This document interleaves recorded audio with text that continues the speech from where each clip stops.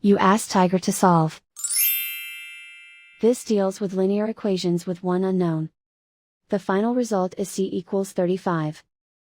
Let's solve it step by step. Simplify the expression. Find the greatest common factor of the numerator and denominator. Factor out and cancel the greatest common factor. Isolate the c. Multiply both sides by 15. Group like terms. Multiply the coefficients. Simplify the fraction. Multiply the fractions. Simplify the arithmetic.